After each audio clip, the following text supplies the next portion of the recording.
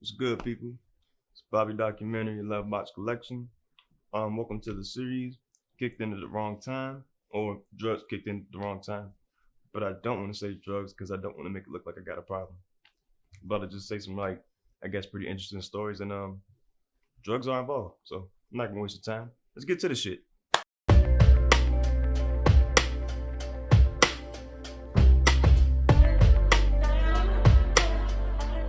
There was this girl named Sam. That was from the south side of DC. And she decided that she wanted to throw a lingerie party because she lived in the on-campus apartments. So of course we're like 19, so we in there, bet we going. And interestingly enough, a friend that I went to high school with named Shad lived in the on-campus apartments as well. He lived about 2 or 3 buildings down. So the plan was, obviously we're gonna pregame at his place, get fucked up, and just walk over to her place and just, continue the party. So we're at Shad's place and we all chilling, pre-gaming.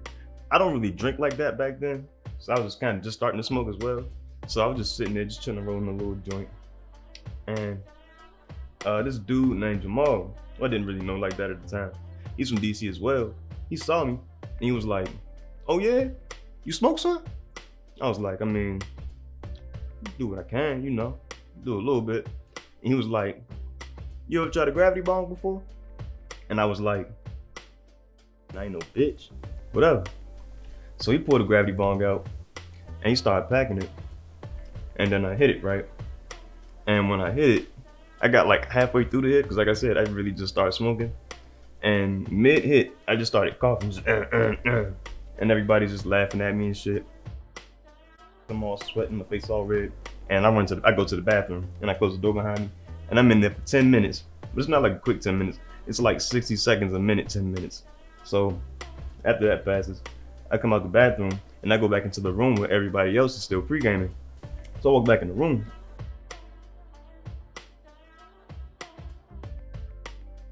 And I was like, I ain't no bitch, whatever, run it. So he was like, "All right, stand," which is what we're saying, DC. He was like, "Stand." So he packed it. So I got halfway through the hit and I'm just coughing, like coughing. And everybody's just laughing at me. So I go back to the bathroom. And this time I'm in there for about 15 minutes, right? So I come out of the bathroom and I'm like stumbling at this point, and I'm like really fucked up. So I go to the kitchen, cause like I've been, coughing, like my throat's burned. It's been about 30 straight minutes of coughing and shit. So I'm in the kitchen and I open his refrigerator. And like I said, we were 19. So none of us know how to go grocery shopping. So there's nothing in there. Fucking refrigerator's empty. It's like really fucking empty. I can't blame him for that, I guess.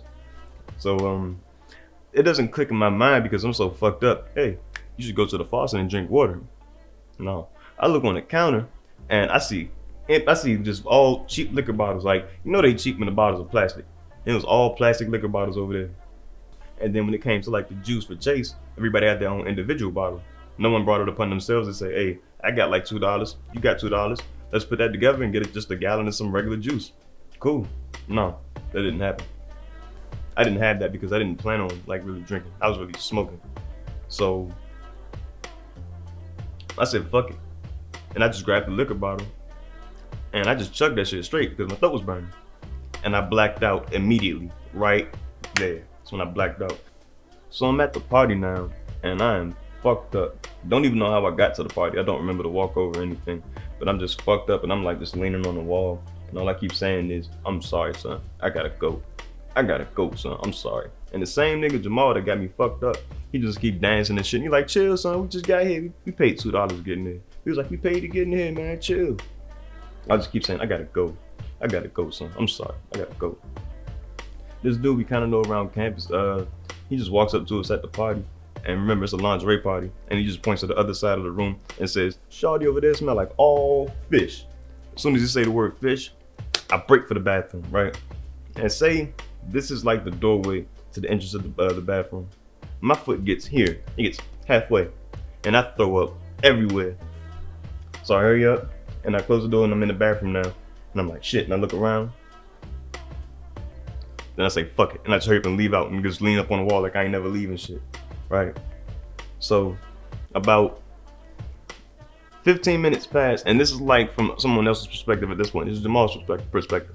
He was like, yeah, son, you was fucked up on the wall like you been the whole night. And then out of nowhere, Sam just cut the music off, which, you know, really fucks up the party. And then she just started going off. She was like, hold up, who fucked up my bathroom, yada, yada, yada. Party ain't going on, somebody come forward, you know, all that. Like, you know, she raising hell. And he was like, I knew you did it. We all knew you did it. Like, at least, you know, the people I was with, they were like, we all knew you did it. So we saw you walking towards the door, and we thought you was trying to leave. So I was like, bet, I'm gonna gather the niggas together, and we gonna get out of here, right? And he was like, I was just sliding up, walking towards the door. And then all of a sudden, I made a shot right into the kitchen where Sam was at doing all this yelling. And I just snitched on myself. I was like, I did it. In front of everybody, I was loud. I was like, I did it. And then she tried to just like make a scene and shit and, you know, try to embarrass me. But do I really care because I'm so fucked up? So she was just, you know, trying to do what she do. And then she like took me to the bathroom. She had like a bucket and a rag and some cleaning supplies. And then she was like, you gonna clean this, and this, and then you can leave. And I'm just looking at her like she a mom. I'm like, for real?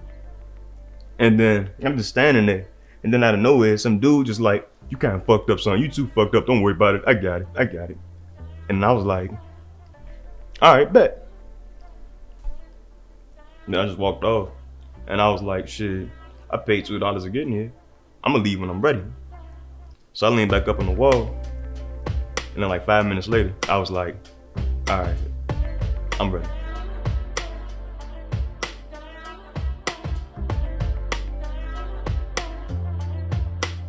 So I left, right? And my cousin left with me, you know, 'cause he went to the school too. And he was like, I'm gonna make sure you get home safe. But this nigga was fucked up too. So we at the car, and I'm not saying drink and drive, not at all. I'm just telling you what really happened. So we're in the car now, start the car up, and I live about a 2-minute drive from the campus, but it's like a good 15-20 minute walk, because remember, like I said, this is West Virginia, so it's all hills. And this nigga stayed in like the dorm at the top. Like you had to go out your way to get to this nigga's dorm. So start the car, 30 seconds later, boom, boom. The car is literally just sitting halfway on the curb. And I just sit there and put the car in park, and I'm like, damn. And it's quiet for like a few seconds. This nigga turned to me and say, hey son, you think you could take me to my dorm? And I'm like, nigga, don't you see the cars like sitting on the curb? And he was like, yeah, you right, son. I'ma walk. And this nigga just get out the car and disappear into the fucking night. Just gone. And I drive real slow. I get home, I wake up in my bed, and I never heard about it. I don't even think she was beefing with me. And that's that.